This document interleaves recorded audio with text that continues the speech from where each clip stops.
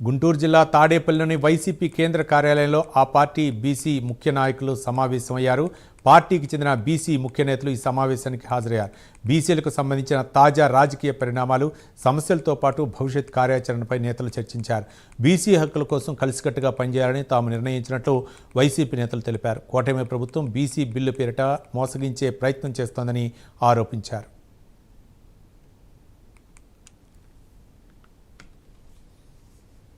మమ్మల్ని మరలా మేనిఫెస్టోలో పెట్టి అసెంబ్లీలో తీర్మానం చేసి మోసం చేసిన చంద్రబాబు నాయుడు ఈరోజు 139 కులాలు, సుమారుగా 100 మంది నాయకులు, అభినవ పూలే జగన్మోహన్ రెడ్డి గారి నాయకత్వంలో మహాత్మా జ్యోతిరావు పూలే గారి ఆలోచనలు, ఆశయాలని అమలు చేయటం కోసం జగన్మోహన్ రెడ్డి గారిని మరలా ముఖ్యమంత్రిని చెయ్యాలా, ముఖ్యమంత్రిని చేస్తేనే బడుగు బల.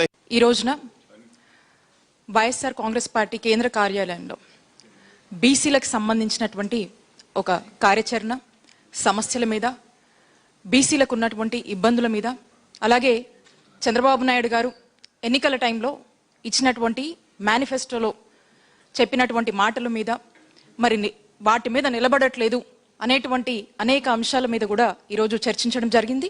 అలాగే ఫ్యూచర్లో వైఎస్ఆర్ కాంగ్రెస్ పార్టీ కార్యాచరణ బీసీల కోసం ఎలా ఉండబోతుంది అనేటువంటి అనేక అంశాల మీద కూడా అందరితో మరి 100 మంది ఈరోజు వైఎస్ఆర్సీపీ పార్టీ సెంట్రల్ ఆఫీస్లో అతిరథులు, మహారథులు అందరూ కూడా కలిసి బీసీ అంటే బెటర్ క్యాస్ట్గా జగన్మోహన్ రెడ్డి గారు బ్యాక్ బోన్ క్లాస్గా ఎలా గుర్తించినారు, అదేవిధంగా ఇప్పుడు ఎన్డీఏ అలయన్స్లో ఉన్న ఈ టీడీపీ వాళ్ళు కూడా చంద్రబాబు నాయుడు గారి ఆధ్వర్యంలో ఎలా మోసగిస్తున్నారనే ఒక చర్చ కూడా జరిగింది. ఈరోజు 2 సంవత్సరం గడిచింది, 2 ఫైనాన్షియల్ ఇయర్ గడిచింది, 3 బడ్జెట్లు, ఎక్కడ కూడా బీసీలకు లయన్ షేర్ అనే మాటే లేదు.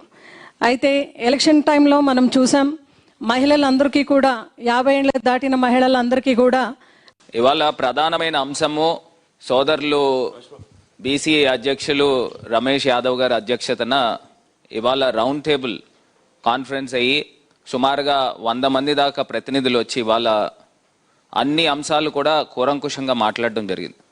ఒకటే అంశాన్ని చంద్రబాబు నాయుడు గారి ప్రభుత్వానికి, జగన్మోహన్ రెడ్డి గారి ప్రభుత్వానికి తేడా గమనించమని ప్రజలందరినీ కూడా కోరుతా ఉన్నాం. చంద్రబాబు నాయుడు గారు ఆయన 1995లో ముఖ్యమంత్రి అయినట్టున్నారు. ఆ రోజు దగ్గర నుంచి ఇది 2020 బీసీ వర్గాలకు చెందిన మాజీ మంత్రులు, మాజీ పార్లమెంట్ సభ్యులు, ప్రస్తుత శాసనమండలి సభ్యులు, శాసనసభ్యులు అందరూ కలిసి ఒక సమావేశం నిర్వహించడం జరిగింది. ఇది ఒక ఉదయం 11 గంటలకు ప్రారంభమై ఇప్పుడు 5:30 కావస్తా ఉంది. సుదీర్ఘంగా ఈ రాష్ట్రంలో ప్రస్తుత ప్రభుత్వం బీసీలను ఏ విధంగా వెన్నుపోటు పొడుస్తుంది, మరొకసారి చెప్తున్నాను, పొడిచింది.